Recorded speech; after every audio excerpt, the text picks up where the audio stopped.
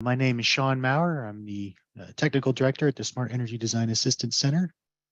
Joining me today is Robert Flynn, Bob Flynn from the Heat and Frost Insulators Local 17 in Chicago.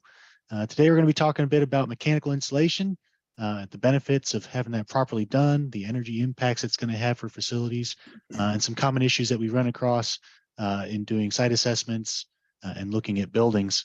And we'll also touch on the energy code requirements for mechanical insulation and touch a little bit on where those requirements came from. Before we get rolling here, a little bit of housekeeping. If you do have a question as we're going through the presentation, please put that into the Q&A window. That helps us track those questions, whether we've answered them or not. If you do happen to put a question in the chat, we may miss it. So please do make use of that Q&A window. If you hover over the center top or bottom of your screen, that should pop up and give you a place to ask your questions as we go through the presentation today.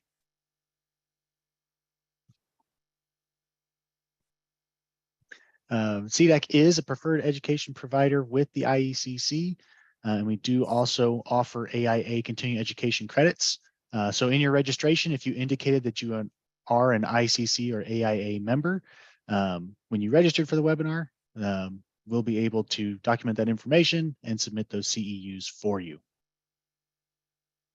A little bit about SEDAC. We are an applied research program at the University of Illinois with the primary mission of helping the state to reduce its energy footprint and also beyond the state. And the Energy Codes Training Program is one of the methods to help us do that. We help facilities become more energy efficient through energy assessments. We help do education such as today's webinar. We do some research into innovative technologies and ways to be more sustainable, and we advocate for a greener future throughout the state. We do want to thank our sponsor today for helping bring this webinar to you. We are partnered with the Illinois State Energy Office through the Illinois Environmental Protection Agency to bring these training programs to you and help keep everyone up to date on the energy codes. So we thank them for their support of this program. Our Energy Code Training Program offers additional technical support as well as these training programs. You can reach us through an email, energycode@illinois.edu, or at a 1-800 number if you have a quick question, 800-214-7954.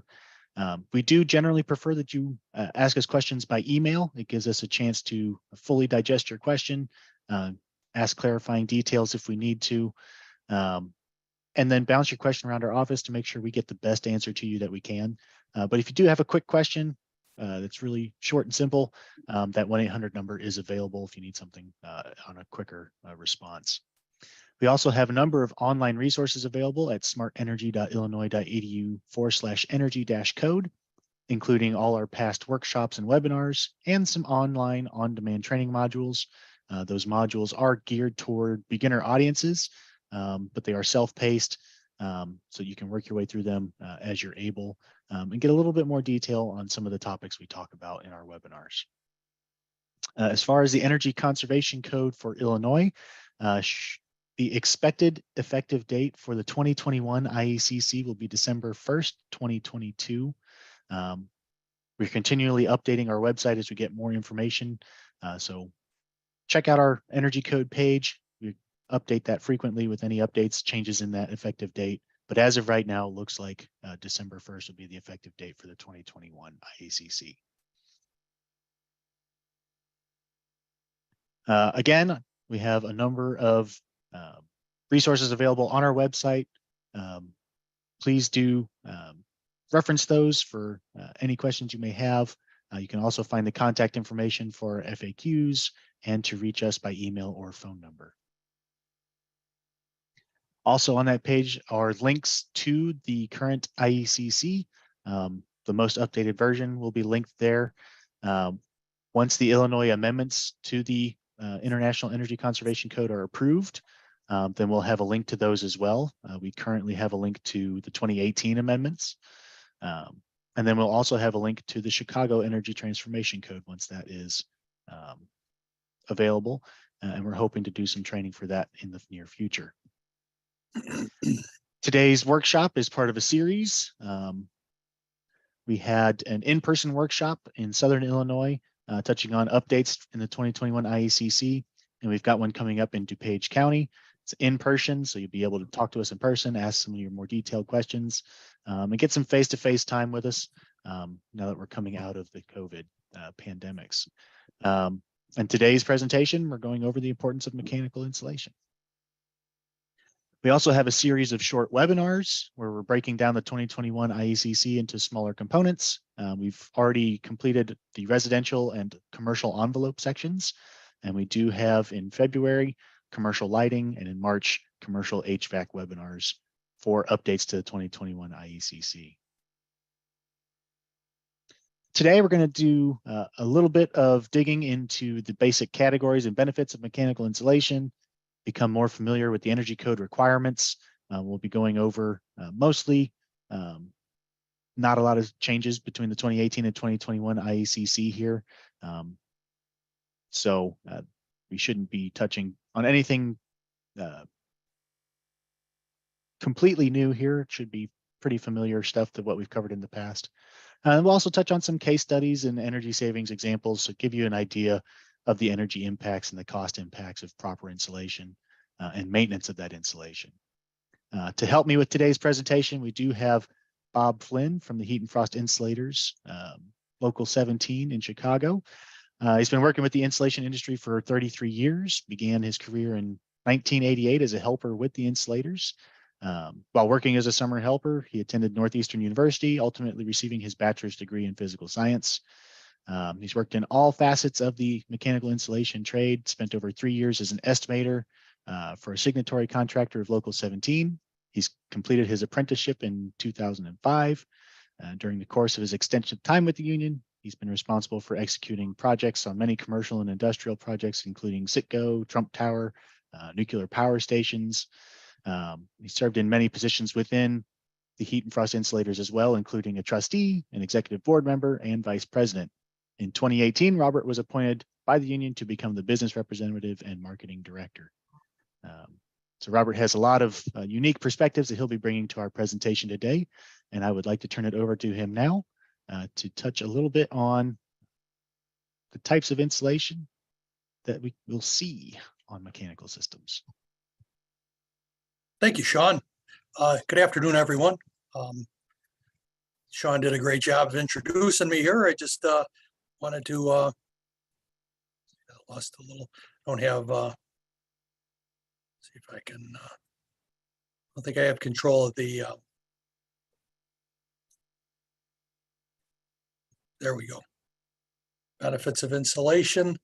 So what we do is, so what we've been doing with our job with what we do with the mechanical insulation industry is we make sure that we insulate boilers, pipes, HVAC systems, anything that has fluid or air going through a mechanical system.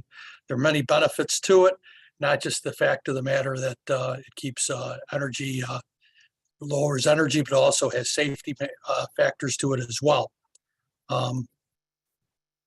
See if I can go to the next. I think I have control of the thing, Sean. There we go. So what we do in the mechanical insulation industry is we, as Local 17, as insulators, we deal in 3 types of industries. We deal with the industrial insulation industry, which is petrochemical, chemical, food processing, power plants. We deal in the commercial insulation industry, which is private and public buildings, schools, independent businesses, and we work in the residential industry when it comes to assisted living and small hotels. And Sean's going to discuss a little more deeper into detail about what goes on with residential housing when it comes to mechanical insulation. So the American Council for Energy Efficiency Economy estimates that mechanical insulation reduces CO2 emissions from industrial plants by roughly 61.5 billion pounds per year. The ACEEE also estimates that mechanical insulation saves industrial operators $2.5 billion a year. Energy costs continue to rise. Unlike most products, mechanical insulation saves energy than it produces it. What we want to tell, we're going to give you some case studies as we go on through this presentation about the actual real cost savings when it comes to energy. We're going to have some case studies. We're going to have some infrared imaging of what you don't see, and that'll back up our proof of how important mechanical insulation is. Some of the hidden benefits improves equipment performance. You have your insulation, if you have your HVAC system that's poorly insulated, your system will actually have to run a lot harder to get that output that it's looking for. So basically from point A to point B, as you have your insulation, as you have your mechanical system running its system through, you want to make sure that from point A to point B that it's completely insulated all the way through to make sure that you don't have losses in that potential energy. Maintaining space comfort, particularly for steam and hot piping. If you had a insulation issue in one of your buildings or your facility where you had reduction in steam or reduction in insulation coverage, you would have a hot spot within your zone of where the insulation lacks. What does that mean? It means that you're going to have discomfort in an area because it'll be hotter than it would be normally.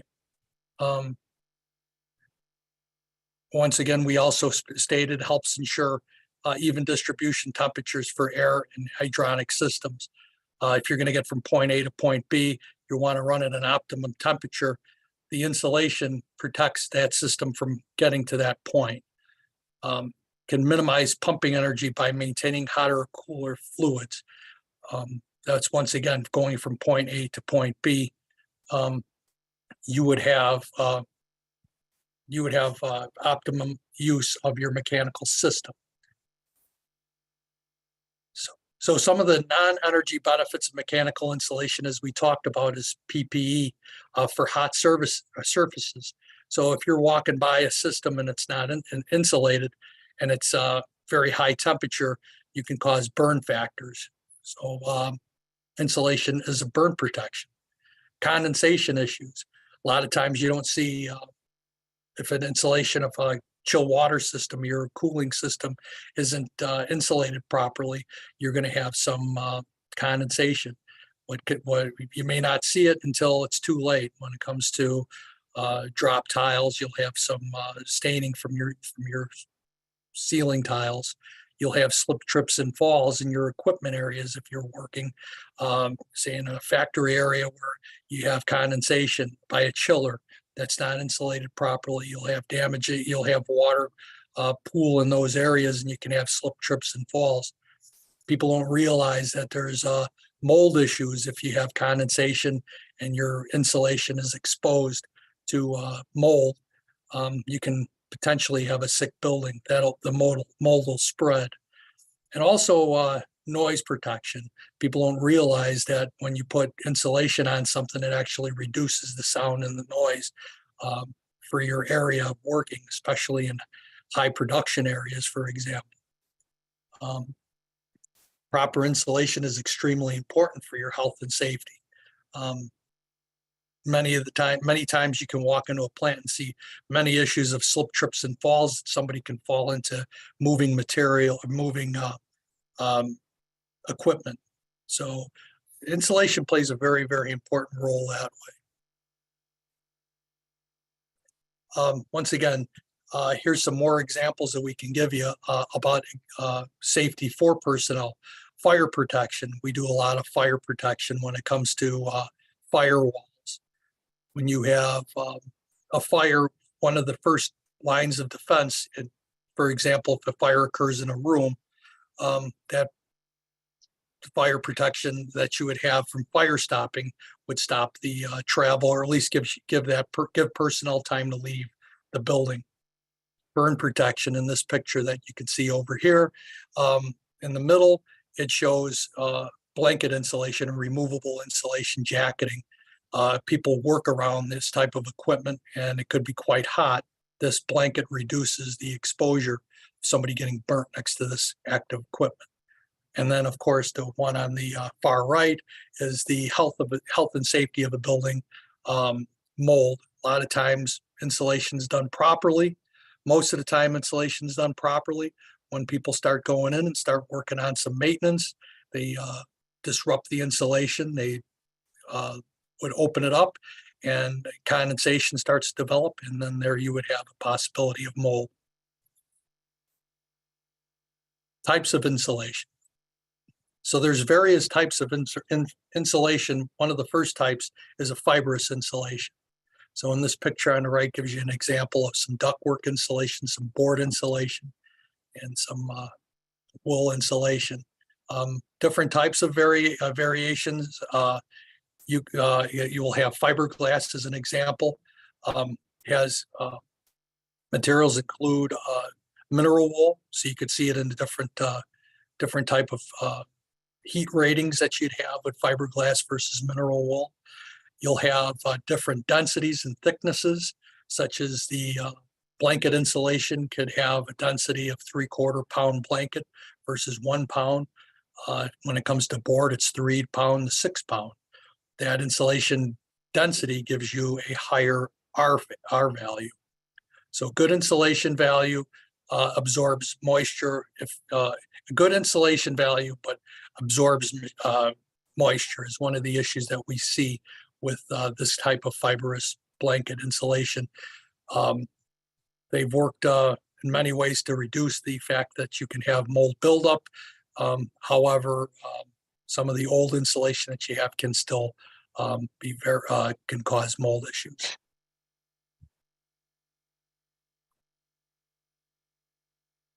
Cellular insulation. So cellular insulation is more of a closed insulation, resistant to moisture. The picture on the right shows what we'd call elastomeric. I like to call it by Armaflex. That's just nature of who I am. I go by the brand name. But we also have, that's usually worked on cold work. Also, you'll have polyiso, which is insulation that's worked on for chill water systems as well as outside. You'll have some of your work outside due to the fact that it's closed cellular surfaces, that water won't make it easy to penetrate. Granular insulation. So granular insulation, you see a lot of this. It has calcium silicate or perlite. A lot of this you'll see in petrochemical plants. You'll see a lot of higher temperature work when it comes to high pressure steam. It has a higher temperature application. Aerogel is put in there. That's a nanotechnology. It's much thinner. It looks more like a cloth that has nanotechnology. It's soft cellular silica based covering around it. It's very surprising. You do have 3 layers of this aerogel insulation versus calcil, which calcil varies in thicknesses in inches, where aerogel is in 1/4 of an inch. Has some of the same qualities. It's a very much of a newer technology. So the timeline of how long it lasts over time is still under suspicion. And then some insulation jacketing. You have different types of insulation jacketing when it comes to working in your different types of environments. I would say majority of the work that you see outside is either metal jacketing or PVC jacketing. You can also use PVC jacketing when it comes to working on the inside of areas when you have pipe covering exposed in hallways. Usually spec'd out for 6 feet or below, especially at schools, so the children don't start messing around with the insulation and open it up from the paper jacketing. Yeah, speaking of paper jacketing, that's another jacketing itself. You'll have it's called all surface all service jacketing or ASJ jacketing, which is a paper jacketing. You'll have mastics that go along. It says down here, a mastic is a sealer. It looks like a white paint that you would put on it, and it would be a sealer that seals the insulation from outside moisture, outside elements. And then removable insulation. Sean was talking a little about removable jacketing before we started our presentation. Removable jacket is, as you can see on the right, is used for a lot of access. And when you have engineers or maintenance people working to go into do some changes or working on valves or strainers or moving product, and they have to open up a system. Removable jacket gives an opportunity to remove the insulation, get to what you have to do with your source, and then put that preform cover back on, usually held together with Velcro as well as straps and wire. Depending on the temperature wise, you can use it in high pressure steam applications as well as hot water applications.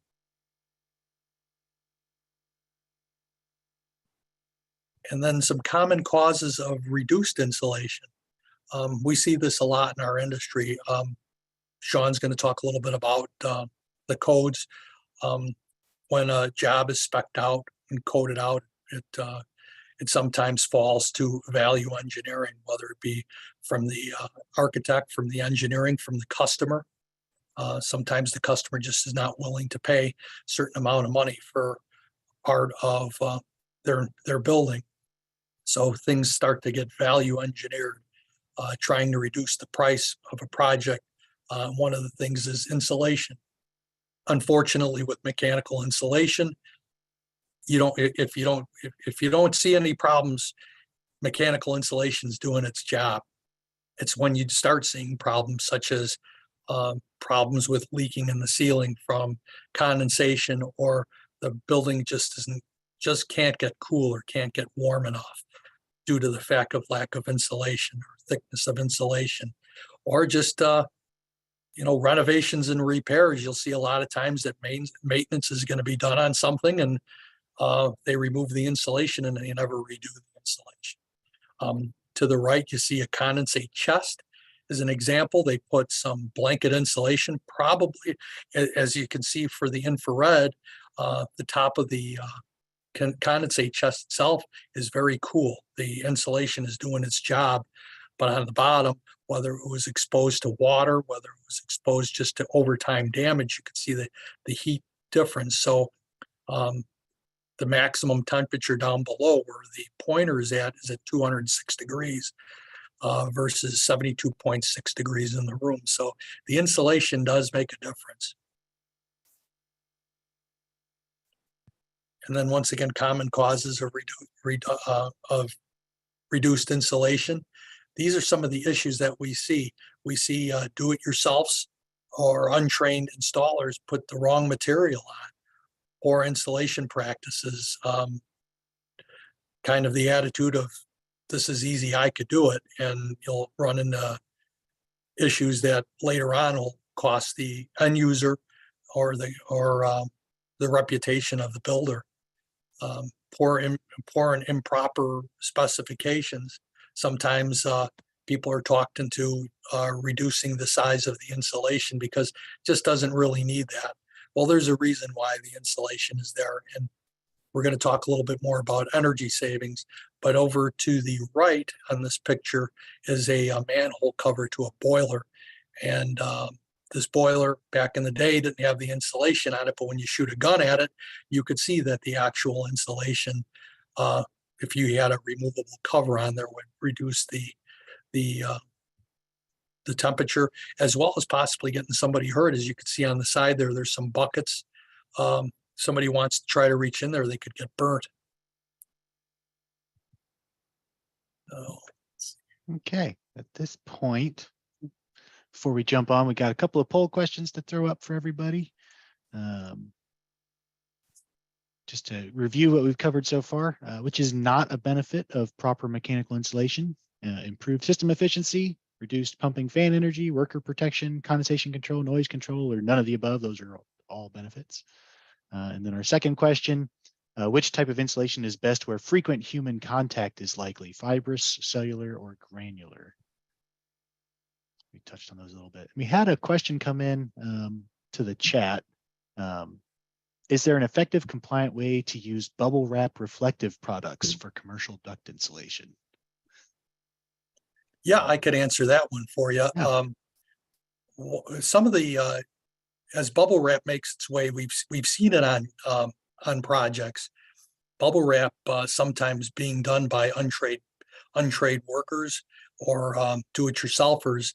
They'll just figure, we'll unwrap this bubble wrap, we'll put it around the duct, and that's it. That does not give it the qualified R value that the code is looking for. You have to put little spacers in between the ductwork itself. Those spacers leave little air gaps, and bubble wrap itself uses air as its friend. So if you bunch 3 or 4 layers of bubble wrap without any type of air pocket, you're not really giving it an insulation protection as the product is as the manufacturer wants. So anytime you read anything, anytime that you see anything, you would say any type of code would say use the manufacturer's recommendation. We've been doing this. Like I said, Sean gave my age up a little bit. I've been doing this for a very, very long time. Nothing really beats fiberglass blanket, in our opinion. But if you do decide to use the bubble wrap, make sure definitely as a building inspector, leave an air pocket there. Yeah, we've seen a similar question for foundation insulation, using that to try to fill in some gaps where you don't want that larger gap of 2 inches or so for like an XPS insulation. And the trick with those reflective products is they have specific instructions for having an air gap, because for infrared reflectance to work, you have to have whatever your reflective surface is facing an airspace. So if you have it in direct contact with the material, all you're getting is the conductive benefit of that material, and it's very little for bubble wrap systems. You figure those systems are 1/4 inch thick at most. 1/8 inch thick is probably typical.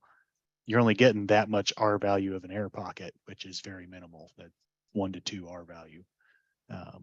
So yeah, the bubble wrap, you've got to follow very specific instructions to make sure you've got air pockets built into that system to make them work properly. And they hide that in the manufacturer's materials. As far as our poll question, looks like most people caught on. Those are all benefits. So the correct answer was none of the above. And then cellular insulation, that closed cell foam is less likely to have dust, materials flake off of it that could be inhaled by products. So if you're going to have frequent human contact, those cellular materials are most likely to be used. Okay.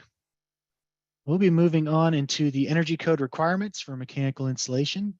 First thing to touch on is minimum pipe insulation thicknesses.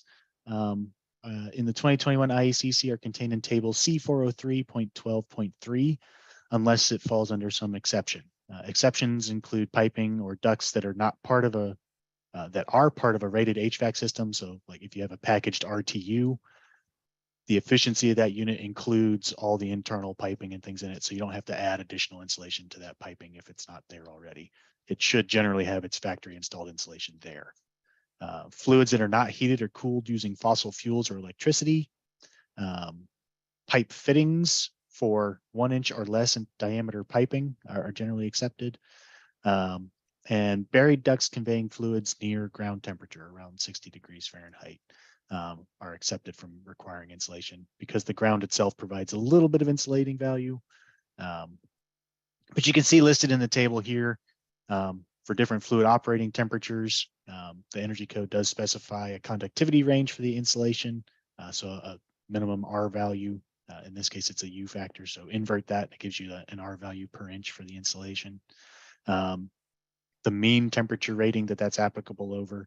And then for nominal pipe sizes, how thick does that insulation need to be in compliance with the energy code? Piping insulation exposed to the weather shall be protected. And so this is where we're talking about the insulation jackets are very important. One thing that's called out here specifically is that adhesive tape shall not be permitted. So this is things like duct tape or foil wrap, things like that. This does not apply to jacket systems that have adhesive backings and adhere to the insulation where it becomes a single unit system. The purpose here is that the code is trying to maintain that insulation at its base R value, so that if you're doing maintenance over time, you're removing the jacketing, accessing the piping underneath that insulation, you're not degrading that insulation over time. So that's why they avoid those adhesive tapes. There's also the grand majority of them that adhesive dries out and turns to dust over time, and then that adhesive falls off, and now you don't have a protective covering. That's the importance there of that adhesive tape not being permitted. For duct insulation, 2021 IECC calls for R6 for unconditioned spaces, R8 in climate zone 4, R12 in climate zone 5 for outdoor systems. So if you've got ductwork in a crawl space that's unconditioned or in an attic space, you need that R6 insulation. It does go up to an R8 for larger size ductwork. And then for outdoor insulation, climate zone 4, it's at R8. For climate zone 5, it's at R12. And then the International Mechanical Code, which we're not touching on here, but it does have some additional requirements in there for protection of that duct insulation, which the Energy Code kind of overviews as far as you have to have UV protection, mechanical protection, wind protection. That's why we usually see that exterior ductwork has that PVC or metal covering on it. Interior ductwork will have that all service jacketing or other protective material. So just a couple of examples here. Again, that metal jacketing can be sheet steel or aluminum. There's different types of steel used for different applications. All service jacketing is probably the most commonly seen on steam piping and chilled water piping inside buildings. PVC, we generally see where there's some chance of human contact and mechanical damage to that insulation. You get a little more protection with PVC than you do with the all service jacketing. And then there are other combinations of laminated systems similar to all service jacket, but instead of a paper, they may incorporate foil, yarn, other materials that give it some additional mechanical protection and strengthening for compressive strength, for abrasive properties, things like that. Any contributions there, Bob, to the jacketing? No, you did a great job there, Sean. The only thing that we can really say, we just did an audit at a plant in southern Cook County. A lot of the things that you see is when people work in these plants, they like to reach over and work on their equipment and step on some of the mechanical insulation, which damages the jacketing in those high traffic areas. If we have some engineers or architects out there, some of the things that we like to always state is that we work on possibly increasing the gauge or protecting those areas that you'll have a lot of traffic in. And the same thing with the PVC jacketing. Some people may know, some in this group, some might not know. Different colors are usually is white, but you do have different colors and different specifications when it comes to blue, of course, being more of your colder pipes versus green, which might be steam, or orange, which is high pressure steam. So, no. Great. The actual, I'm sorry, one more thing, Sean, Sure. the other laminate systems, a lot of times that you see on the far right, you'll have these peel and stick jacketing that you'll have on this ductwork. It goes by commercially, it goes by VentureClad. It's a very thin layer of like a foil type of with a sticky adhesive to it. You can also have jacketing that has a tar-based stickiness to it that you would see as a roof membrane on some places. Hospitals such as University of Chicago has that on their roof. So you'll just see different types of jacketing materials. And then for service water systems, in general, this is hot water systems that don't have an extreme temperature range from ambient conditions, the 105 to 140 degree temperature range. So they need that 1 inch to 1.5 inch of insulation. The one exception is for high temperature water, which you may see around commercial dishwashers. Those can reach up to about 180 degrees Fahrenheit. So they would go up to that 1.5 to 2 inches of insulation. But in general, most service water systems, it's that 1 inch of insulation, 1.5 inch for larger pipes in commercial buildings. For residential duct systems on HVAC ducts, outside conditioned space, it's R8 for 3-inch ducts and larger, R6 for larger than 3-inch ducts, R6 for ducts that are less, they're 3 inches or less in diameter. And applies to both supply and return ducts in unconditioned attics and unconditioned crawl spaces.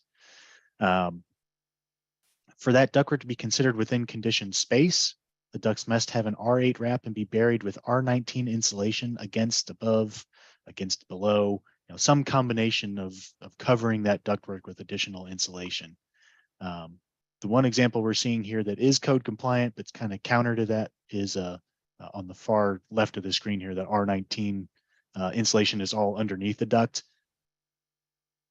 It is considered buried in insulation because its sides are covered with insulation.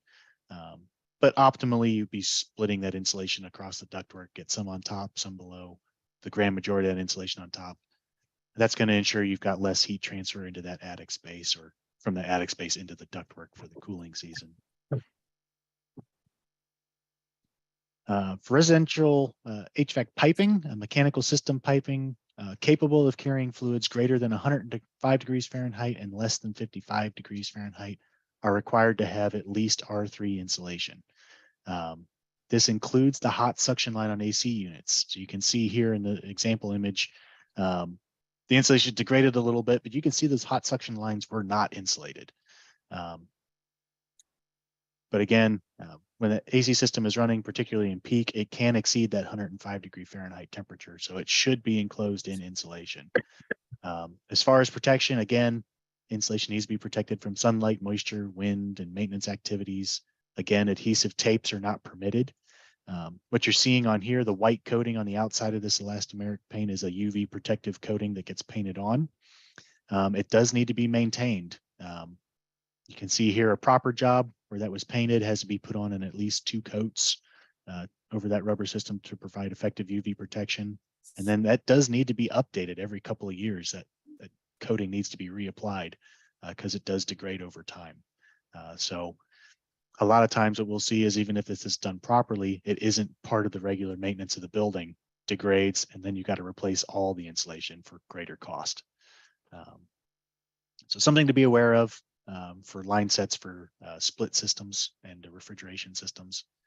For residential hot water, it's very similar to the commercial side. Service hot water piping installation shall have at least that R3 insulation on it if any of those conditions on the screen apply. For larger diameter piping, if it's serving multiple dwelling units, you've got a recirculation system for a multi-tenant building. Piping that runs outside the conditioned space needs to be insulated. Any piping that's buried under the slab has the potential to lose that heat into the soil, needs to have that R3 insulation on it. And then if you've got continuous circulation systems where that pipe temperature is trying to be maintained, it should be insulated so that you're not losing that heat into the space. That both increases the efficiency of the hot water system and reduces the heat gain to the surrounding conditioned spaces where you're adding additional air conditioning load. So just an example of cost savings. A lot of what we'll see later in the presentation will focus on hot water systems because there's a greater temperature difference there. So there's greater potential savings. But we were talking earlier about insulation systems where just 1 inch of insulation can have a significant impact on chilled water systems. So we've got an example here. It's 44 degree Fahrenheit chilled water. in an 8-inch diameter pipe. The surrounding air is 74 degrees Fahrenheit. The code minimum is highlighted there, that 1 inch of insulation. But if you note, go up to 1.5 inch of insulation, you get some additional potential energy savings there that could be cost effective to look into, particularly for larger pipes or longer pipe runs in a building. So you're getting that 81% reduction with that first inch of insulation, but you get another 5 BTUs per hour per foot of pipe length with an additional 1/2 inch of insulation. So worthwhile in some cases to look into is going just a bit beyond energy code minimums, cost effective for a project. The main purpose of the energy code is to try to balance the cost of the system with the energy impacts. So they're not recommending 5 inches of insulation because there's diminishing returns there. So it really focuses on that first inch, 1.5 inches of insulation. One, it's targeting maintaining surface temperatures for chilled water systems above condensation temperature so that you don't have moisture issues. For hot water systems, it's mainly targeting safe surface temperatures to avoid burn risk for occupants. And then the energy impacts are kind of almost secondary to those safety considerations.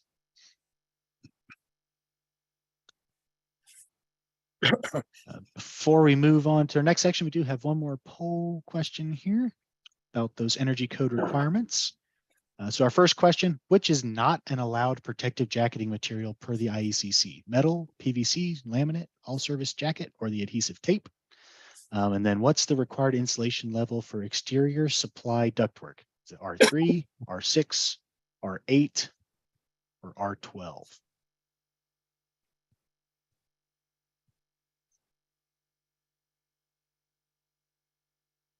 I haven't seen any other questions come in to the chat or the Q&A, but if you do have those, please drop them in the Q&A for us, and we'll be sure to capture those.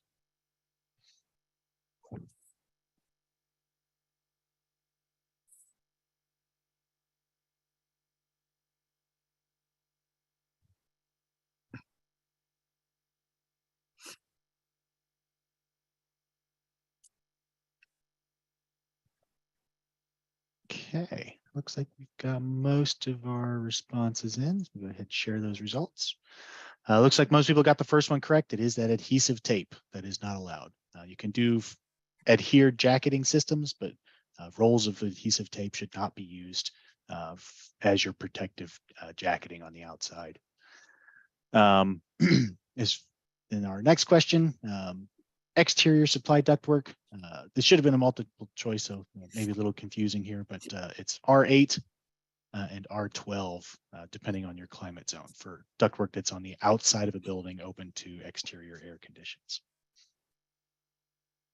We did have a question come in, is fully adhesive aluminum foil tape jacketing considered a prohibited use of adhesive tape? To my understanding, what they're preventing there is use of things like rolls of duct tape, foil tape, things like that. They're small surface area adhesive tapes. Adhesive jacketing systems, I believe, are allowed to be used by the code, with the understanding that when you go to do maintenance on that system, you're going to cut through that outer jacketing and the insulation underneath and replace that whole insulation system once your maintenance work is done.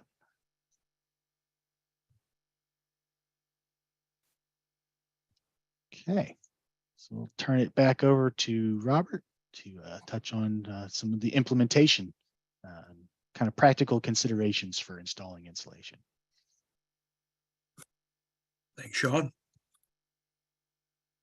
Sure, active screen there. There we go.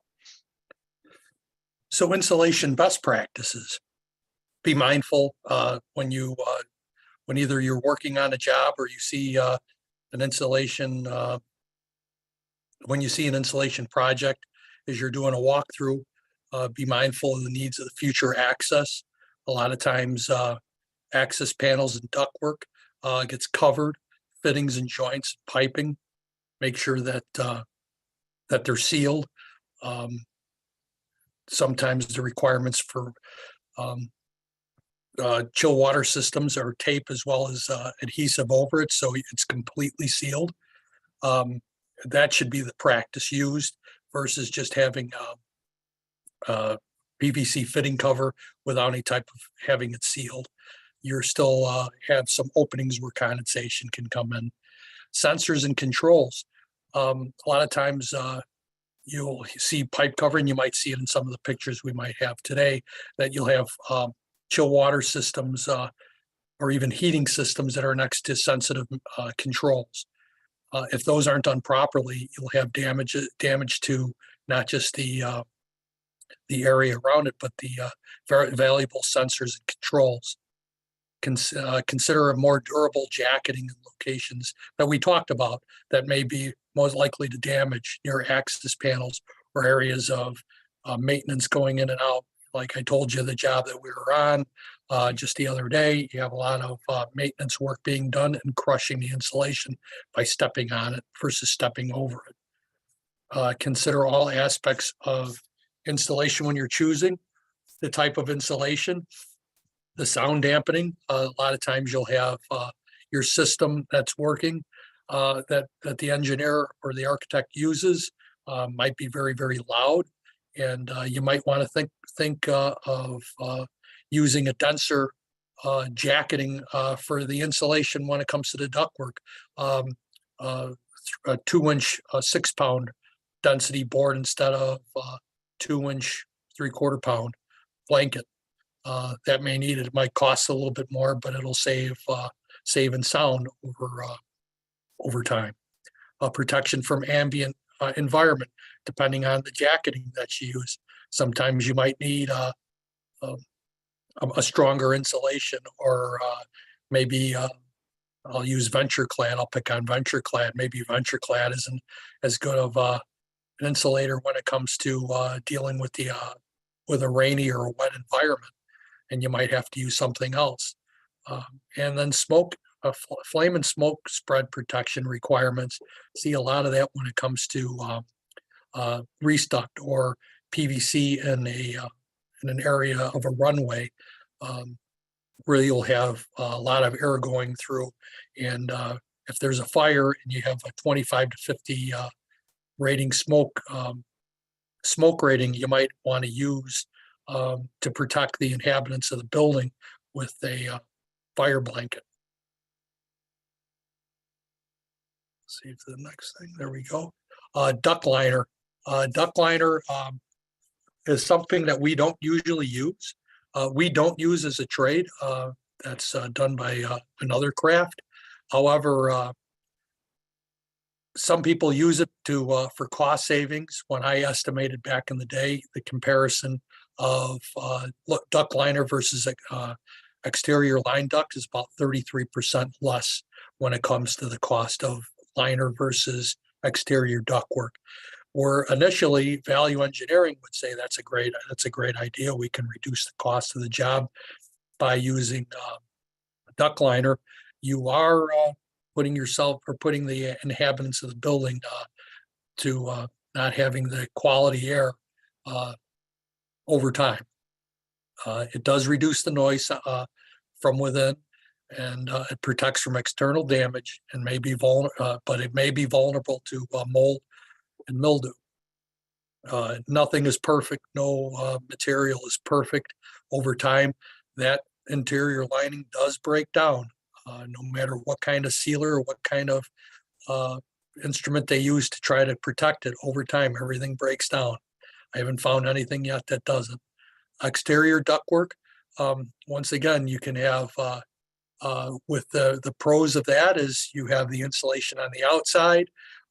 You won't have any type of internal lining issues going forward. It can be used as an acoustical barrier. However, it's not as much of a barrier as it would be with the internal lining. And it can mask duct leaks. The problem that you could have with ductwork outside is that maintenance of the area, if people are climbing over it, the possibility of damaging or breaking the seal is prevalent. We ourselves as a trade don't believe that internal lining is best for the end user. Let's see if the next goes here. So when you see ductwork being done externally. The picture on the right is one of the best examples that you would see. You would see the tight, but not too tight, because once what Sean was saying, if you tighten, you compress some insulation, the R value goes down, as we talked about in bubble wrap. You could have the same issue when it comes to blanket insulation. Want to have some kind of pillow effect when it comes to this ductwork, and you could see a great example there of how the ductwork is kind of loose, but it's still very nice, good to the eye. The same thing when it comes to the tie-ins from the branch offs. You want to make sure that the insulation is tight and sealed 100%, just like any other type of system. You could treat the ductwork the same way as you could treat the piping. Within confined spaces, we'll read up here, I add some insulation to reduce the noise, to reduce the risk of condensation. It tells on itself over time. If you don't insulate the system properly, you will have condensation. You will start seeing little streaks on your ceiling tile. You will see it that you might want to wear a sweater in the winter because you're not getting the type of cooling or the heating that you would expect, or the cooling in the summer. Attic spaces, if it's R6 to R8, depending on your zone. We're in Northern Illinois, we're at 5. In Southern Illinois, we're 4. Ceilings are at R30 with 45 to 50 degree Fahrenheit temperature difference. Ducts with R6 to R8 with a 65 to 70 temperature difference. So Sean, if you want to talk a little bit about that, the differences.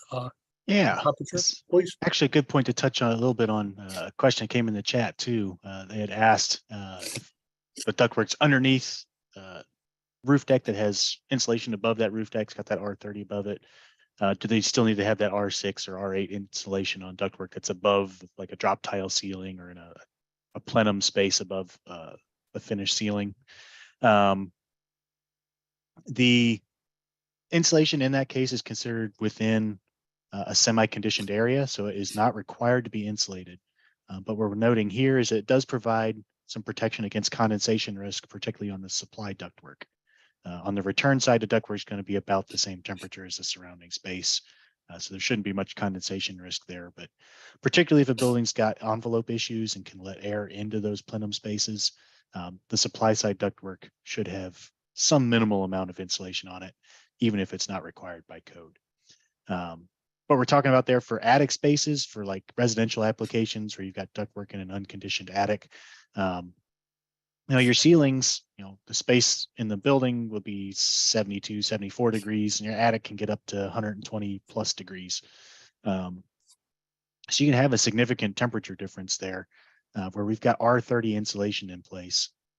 And the main reason there's more insulation there than ductwork is because that temperature difference is constant across the ceiling. Where in the ductwork, you've got a high amount of airflow.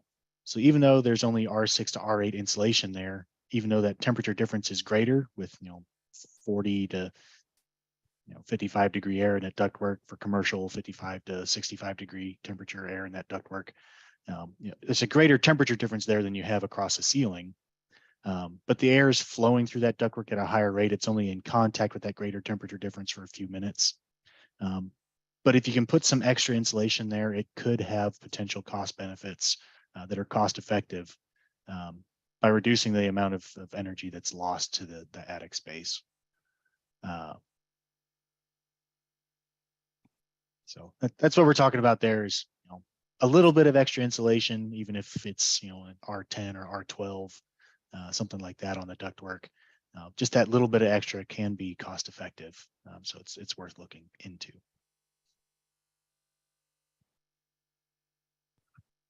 Duct insulation best practices. The picture on the right shows a lot, so we'll take it a little bit at a time here. But first things first, you want to make sure that the duct is sealed before you put the insulation on. If the proper and that's stated within the IECC code as well, under the systems section on how the ductwork should be sealed. Air leaks can cause condensation in the insulation and reduce performance and cause mold and mildew issues. So if you seal just because you put insulation around a duct that's not sealed doesn't mean the duct is sealed. So make sure that the duct is sealed first and should be tested and verified with a visual inspection.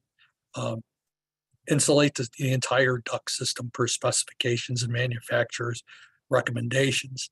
One of the things that you could see up on the right, we'll just dissect this picture a little bit. The insulation done here, you could see that that there's gaps and there's openings.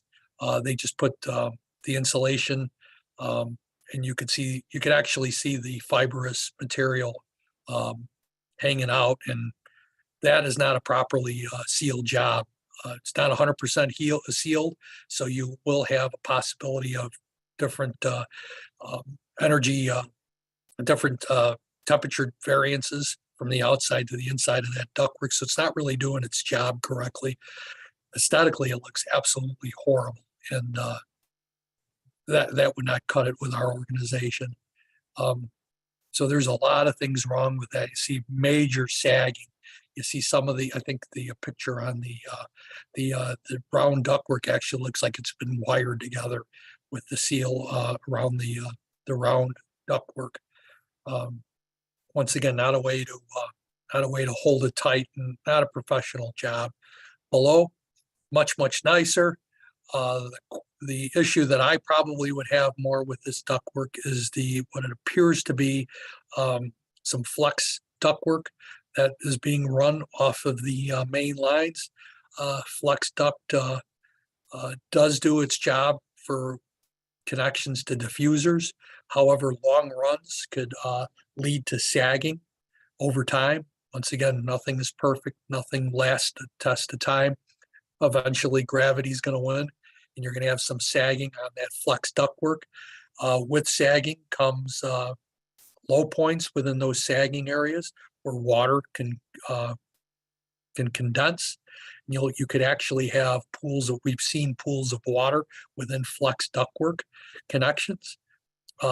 That cannot lead to anything else except maybe a possibility of a mold or a mildew situation, and potentially getting the inhabitants of the building sick. So we would suggest, like in the last frame that we had, the hard round ductwork with insulation tight and sealed 100%.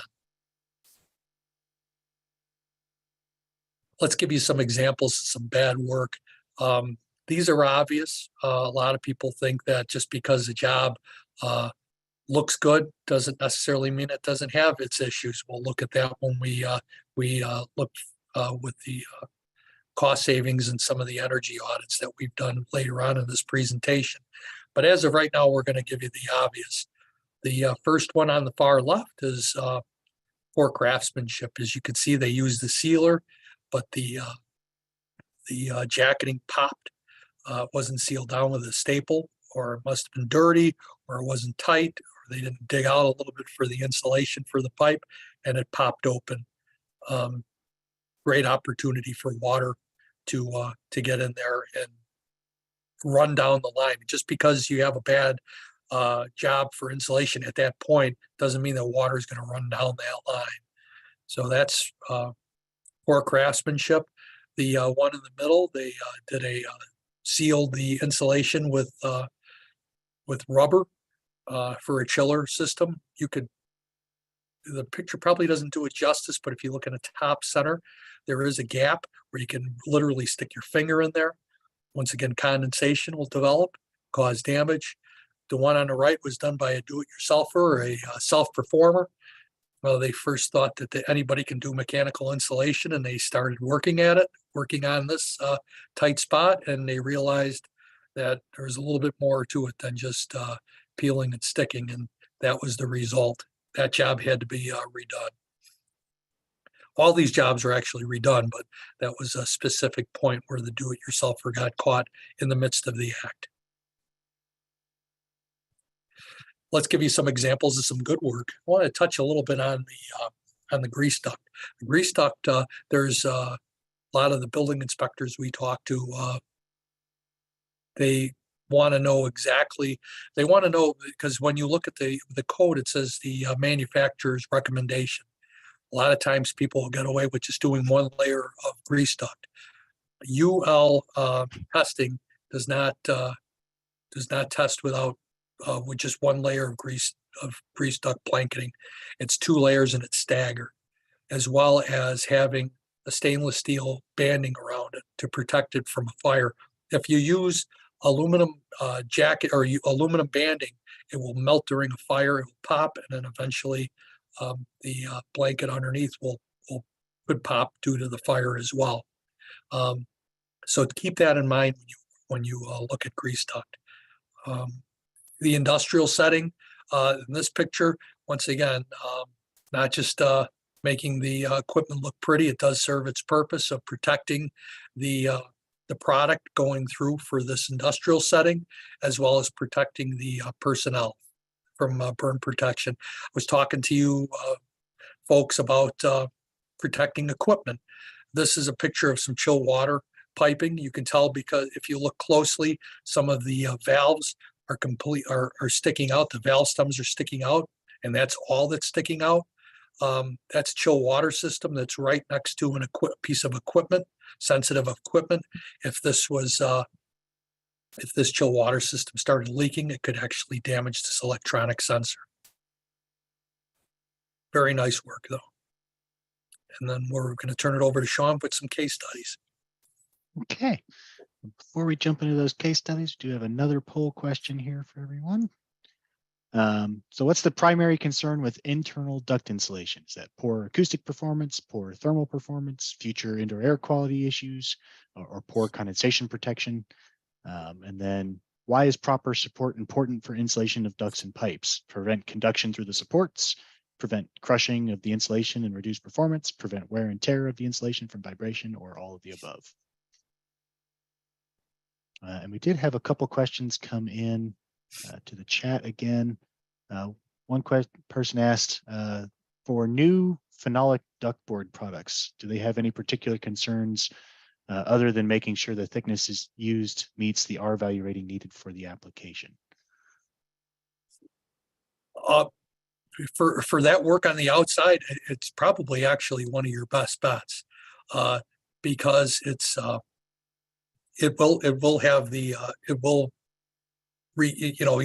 you should follow by what the recommendation is for the R factor for the specific material for the area that you're doing the job at. However, it's much more durable than you would see on fiberglass board. It's much more it's denser. It will adhere to whatever jacket you put onto it. Overall, one of your better quality pieces of material that you would use on exterior ductwork. Then a question is kind of geared toward residential, but could apply towards, we're seeing a lot more VRF systems and systems with line set refrigerant lines.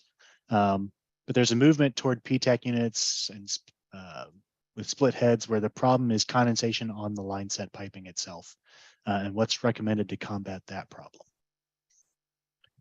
I would say a lot of times those already come, those line sets, some of them come already pre-insulated. And what you would find is when you do a branch off, they'll cut into those to do the branch off. One of the things that I would spec out on those jobs is a process called damming. What you would do is you would take a CP9 or a CP11 mastic and pull the insulation back and down, put the CP in there, and it causes a damming, which would it would make a seal for those cuts when they do a tie-in. I don't know if that makes sense, if I'm being clear on that or not. But what that does is it would cause a damming, and then the new connection would be sealed, and if there is a leak at the connection, it would stop right there and could be addressed. I don't know if I was clear with that. Yeah, we'll see if there's a follow-up question from them later. But yeah, common issues I see with that that we've started recommending for those line sets is a lot of times, since they are pre-insulated, people will, as they're running the line set, will bend it, as they need, put a 90 or a 45 in or whatever. But they won't do any modification to that exterior insulation. And so what you'll get is when you bend that insulation, the inner part of that bend gets compressed, and now it doesn't have the proper R value. The outer section gets stretched, so it's thinner, doesn't have the same R value. You can get condensation at those points. And so we recommend, take that outer insulation, cut a bevel into it to reduce that compression, and then re-glue it back together using a proper adhesive. That way you've got that full insulation R value all the way around. You avoid imparting stresses on that insulation where it'll pull apart in the future, can split. So you give it a better mechanical life.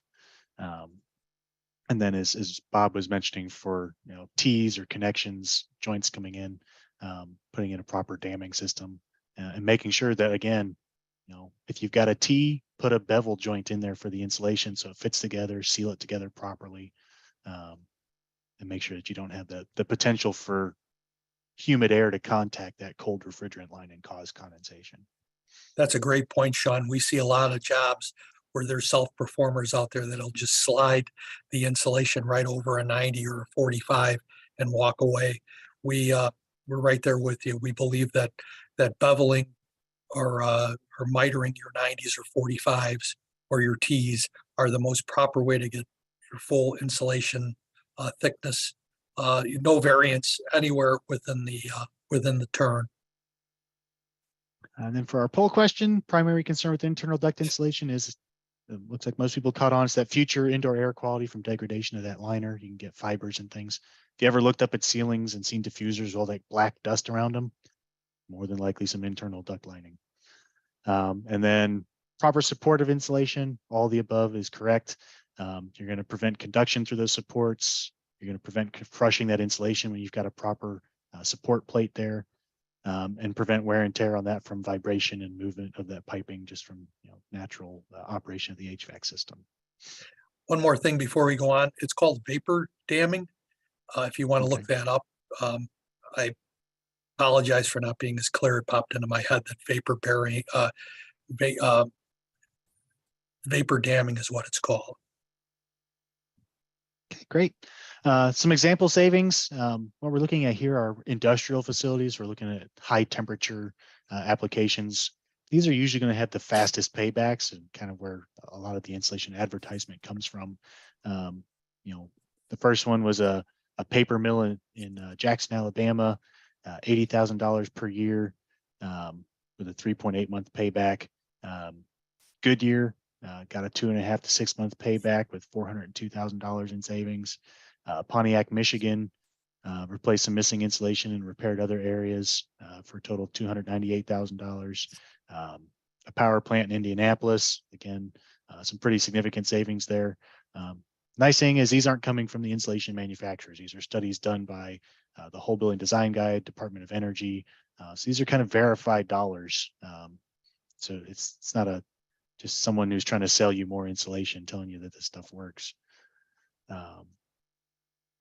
Here locally, Eastern Illinois University added 1 inch of insulation to their steam lines running in steam tunnels under the campus, and it decreased the steam tunnel temperatures by 35 degrees. So you've got better insulation performance. You're maintaining that steam at temperature through the transmission of the system. You got less condensate buildup in those lines before it reaches the building, so you get less risk of water hammer issues, less risk of developing steam leaks because of those vibrations and things that occur because of that, and increased safety for the maintenance crews that have to go down in those tunnels. With the temperatures being lower, they don't have to worry about heat stress as much. They can more safely walk through those areas and not have to worry about touching a hot pipe or something like that. But that air temperature drop of 35 degrees also correlates to a significant energy savings for that campus. Here's an example from the National Insulators Organization. They did some case studies for elementary schools and hospital medical care centers on potential energy savings from just properly insulating systems to the design specifications. For K through 12 schools, it helps avoid 20% of their energy costs if that insulation were not installed. And for hospitals, it was 78%, where you got a lot more steam systems, a lot more high temperature applications for some of the hospital needs there. So this was published in July of 2021. So these are fairly recent numbers. It gives you a good example of, if you properly insulate these systems and get the performance that's indicated for the mechanical systems, it does have a significant impact on overall energy consumption for a building. Some common issues and fixes, again, a continuous jacket of insulation without thermal bridges greatly reduces movement of heat through pipes and ducts and is important for moisture control. So we've seen a number of images already of insulation jackets that weren't properly sealed at the ends. And what can happen is air from outside moves through that insulation on chilled water piping. It can condense against that pipe that soaks into the insulation, and now you've lost the majority of the R value for that insulation. 80 to 90% of it is just gone because you get much higher conduction through the water out through the insulation. So making sure that whatever insulation you're installing, it's either got that vapor-proof jacket on the outside or it's a closed cell material that won't let vapor soak into it.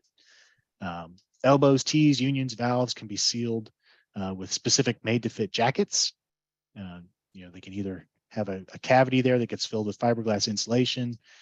They can be pre-formed foam materials or jacket systems that clamp on around valves and complex things that are hard to insulate. For a lot of those too, again, we touched on earlier, mitering or beveling the insulation on the outside, making sure that it's not compressed, stretched out, or otherwise not properly installed on the system. And one small missing section can make a big difference. Looking at our table earlier at chilled water systems, 1 square foot of mist insulation is equivalent to around 10 square feet of uninsulated surface area. So on a steam system, that's like having a radiator in the room. For a hot water system, like having a small unit heater just open and constantly losing heat to that space. So the insulation is very important. Robert, you want to touch on these Sure. examples you provided? So some of the things, thanks, Sean. Some of the things that you see as potential insulation failures. So we talk about insulation failures. We've talked about it throughout this presentation. We're going to give you some examples that we see here. Installation of the equipment. So if you look at the first section, on the left, on the far left, you have some a plumbing system. The piping is I would probably assume that the engineer or the architect did not envision the piping to look like that. You have some piping that is tight together. The same respect as we could probably move those pipes and get the proper insulation in there. But if you had sections that had heavier, thicker thicknesses of pipe, such as 4 or 5 or 6 inch pipe, all put together, and it's a chill water system, you're going to run into issues. That follows the that you could see in the middle section, the thicker, the bigger size piping going through a wall could have been a design flaw. I don't know if you can see, there's actually a pipe on the right, and these pipes are put close together, and the insulation, especially from the middle pipe and the pipe to the right, are right up against each other, and sometimes those pipes are just not going to move, and the insulator might have to shave down the insulation. And that was not what was designed or expected. That could be either the issue with the designer, that can be the issue with the mechanical that put the pipes in there, or somebody else came in and affected the design. And then to the far right, a craft execution. You could see here, as Sean was talking about crushing the insulation, somebody may have not put a protective saddle or protective plug to inside the insulation and just put the insulation on there with a saddle. And when they fill the system with fluid, crush the insulation. That is not doing anything to protect the pipe system itself. So craft execution causes potential insulation failure as well.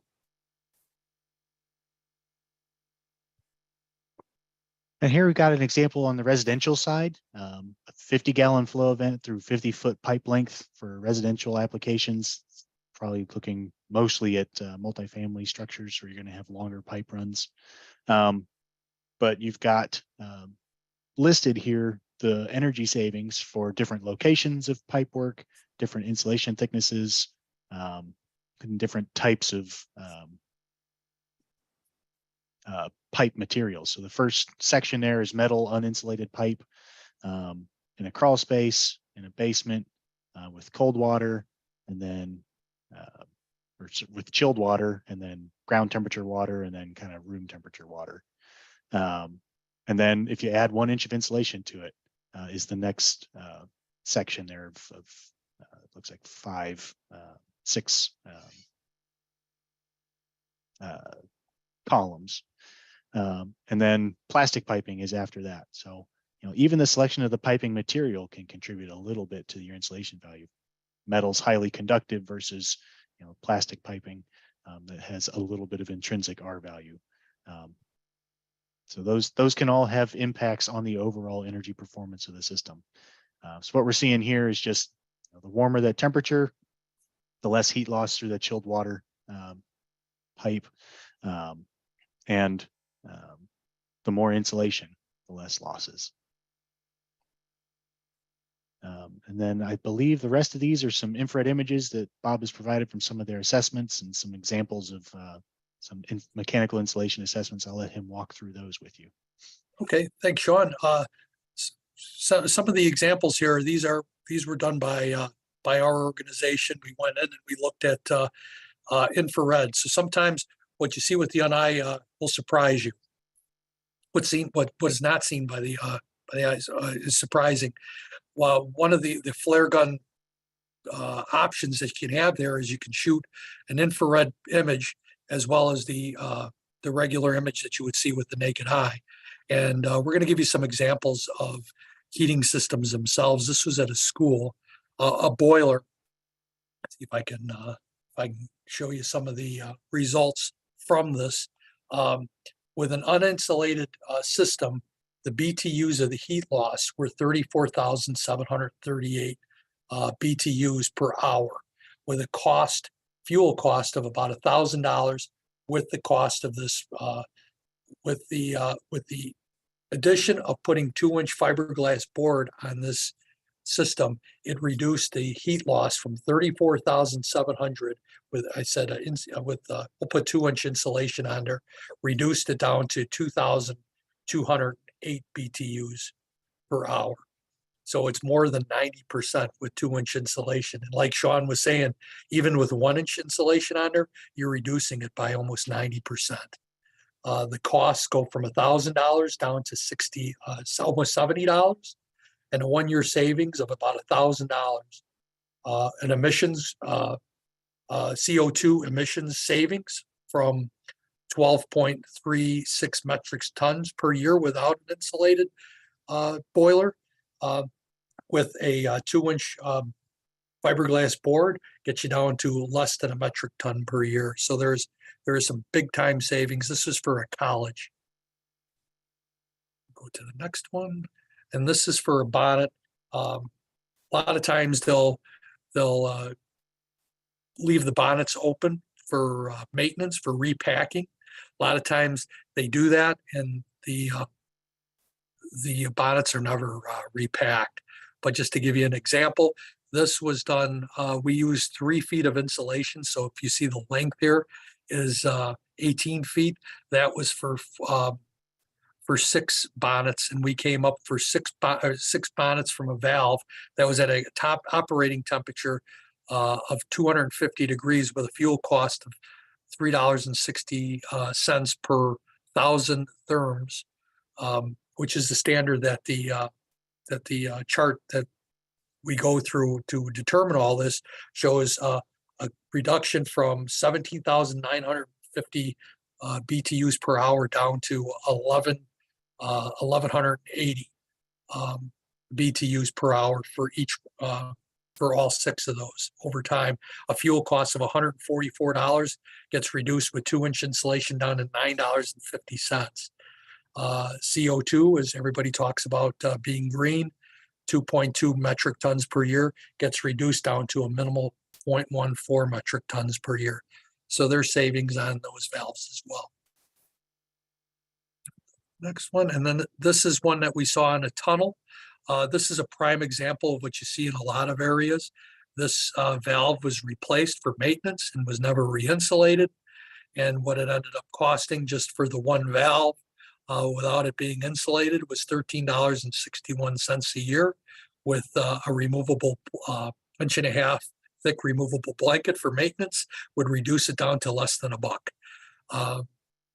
There's money just pouring out the door that way. Some people joke that, well, it heats the tunnel up. Well, if you could take that money over time and you have this throughout your building or your facility, you can save so much money on energy that you can have the proper heating and cooling system for those tunnels, much like they found in Eastern Illinois with that college down south. And then also we talk about safety. So one of the things that we've seen on safety, this is an example of a tank, a hot water storage tank that was damaged through maintenance over time. One of the things that was suspect about this was not just the idea of saving energy, but also the presence of asbestos that could have been in that, that could be used as an insulator around that tank. Now, mind you, if insulation, if people are around there, as you can see, there is maintenance work being done right near that tank. It's a safety hazard for that person who's working in that area. So once again, insulation does two things. It saves energy, as well as the most important thing is a safety factor, a safety measure to protect the inhabitants and workers of a building.